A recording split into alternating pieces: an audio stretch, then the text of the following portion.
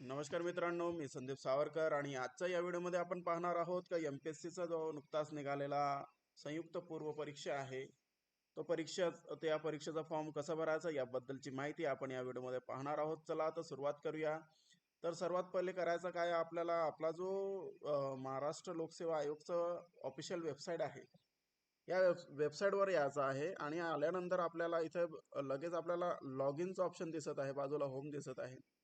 आणि जर का आपण पहिल्यांदाच हा फॉर्म भरत असाल तर आपल्याला न्यू युजर रजिस्ट्रेशनवर क्लिक करायचं आहे आणि आपला रजिस्ट्रेशन पूर्ण करायचं आहे.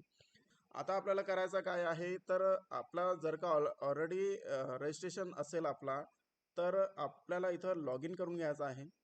आता लॉग इन करण्यासाठी आपला मोबाईल नंबर किंवा आपला ईमेल आय डी, ते ईमेल आय डी इथं फिलअप करून घ्यायचा आहे.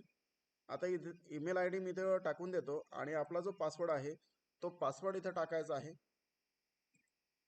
पासवर्ड मी टाकत आहे. आता पासवर्ड टाकल्यानंतर लॉग इनचं ऑप्शन दिसत आहे, इथं लॉग इन करून घ्यायचं आहे. लॉग इन करताना आपल्याला कॅपचा देणार आहे, तो कॅपचा इथं आपल्याला ॲज इट इज फिलअप करून घ्यायचा आहे.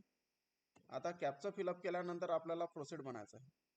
आता प्रोसेड झाल्याबरोबर आपल्याला करायचं काय आहे, तर इथं आपल्याला होम दिसत आहे. या प्रकारचा आपल्याला डॅशबोर्ड ओपन होणार आहे आणि बाजूला प्रोफाईल क्रिएशन आणि बाजूला दिसत आहे आपल्याला ऑनलाईन अप्लिकेशन. आता हा जो ऑनलाईन अप्लिकेशन आहे इथं आपल्याला यायचं आहे आणि ऑनलाईन अप्लिकेशन वर आपण जसं क्लिक करणार आपल्याला या प्रकारचं सर्व ऑप्शन आपल्याला दिसणार आहे. आता आपल्याला करायचं काय आहे, तर आपल्याला महाराष्ट्र नागरिक सेवा राजपत्रित संयुक्त पूर्व परीक्षा 2026 हा फॉर्म आपल्याला भरायचा आहे. किंवा इतरही फॉर्म आपल्याला भरायचा असेल तर इथं व्ह्यूवर जायचं आणि आपला इलिजिबिलिटी असेल तर ते चेक करायचं आणि नसेल तर तो फॉर्म फिलअप नाही करा. आता सध्या आपला एलिजिबिलिटी आहे किंवा नाही तो आपण इथं चेकअप करून घ्या. आता करायचं काय, आपल्याला महाराष्ट्र नागरिक सेवा राजपत्रित संयुक्त पूर्व परीक्षा 2026 इथं समोर दिसत आहे व्ह्यू. मग या व्ह्यूच्या ऑप्शनवर आपल्याला क्लिक करायचं आहे. जसं आपण व्ह्यू म्हणणार आहे तसं आपल्याला या प्रकारचा डॅशबोर्ड आपल्या समोर ओपन होणार आहे. मग या पदासाठी आपण पात्र आहे किंवा नाही ते चेक करायचं आहे. मग ते चेक करण्यासाठी आपल्याला चेक एलिजिबिलिटीवर क्लिक करायचं आहे. जसं आपण चेक एलिजिबिलिटीवर क्लिक करणार तसंच आपल्याला इथं संपूर्ण आपण पात्र आहे किंवा नाही याबद्दलची संपूर्ण माहिती इथे दिसणार आहे आपल्याला.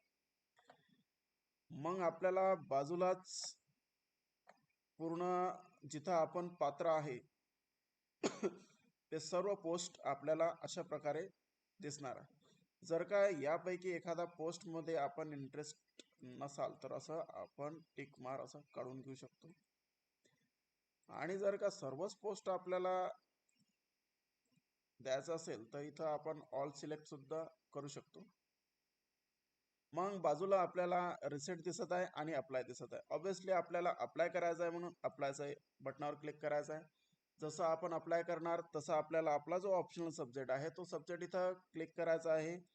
ऑप्शनल सब्जेक्ट जे काही सब्जेक्ट आहे तो आपल्याला सिलेक्ट करून घ्यायचा आहे आणि आपला मीडियम त्या सब्जेक्टचा आपला मीडियम काय पाहिजे, आपल्याला इंग्रजी पाहिजे, मराठी पाहिजे. मी तर मराठी करतो बाबा. आता मराठी केला आहे आणि खाली आपल्याला एक्झाम सेंटर निवडायचा आहे. कोणता एक्झाम सेंटर, कुठं पेपर द्यायचा आहे आपल्याला ते एक्झाम सेंटर. त्याच्यानंतर आपल्याला एक डिक्लेरेशन येणार आहे. त्या डिक्लेरेशनवर असं चेकबॉक्स दिसणार आहे, तो चेकबॉक्सवर आपल्याला क्लिक करायचा आहे आणि खाली आपला लोकेशन आपल्याला टाकून द्यायचा आहे. इथे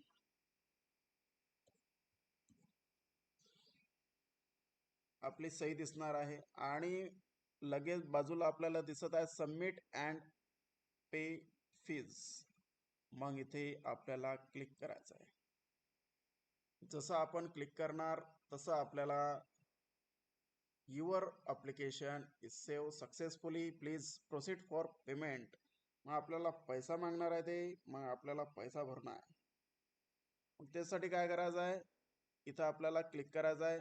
ऑनलाईन पेमेंट आहे आपला, SBIचा आहे, कसं आहे काय. मग इथं ओके म्हणायचं आहे.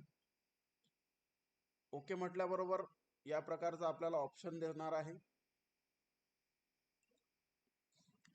इथे आपला कार्ड नंबर टाकायचा आहे आणि आपला कार्डवरचा जो नेम आहे तिथं टाकायचा आहे आणि मंथ, इयर आणि आपला CVC नंबर इथं टाकल्यानंतर पे नाव करायचा. पे नाव केल्याबरोबर आपल्याला OTP येईल, तो OTP पुटअप करायचा आणि आपला पेमेंट सक्सेसफुल होईल आणि आपला फॉर्म सक्सेसफुल झाला असं म्हणायला हरकत नाही. अशा प्रकारे आपण आपला संयुक्त पूर्व परीक्षा 2026चा फॉर्म भरू शकतो. धन्यवाद.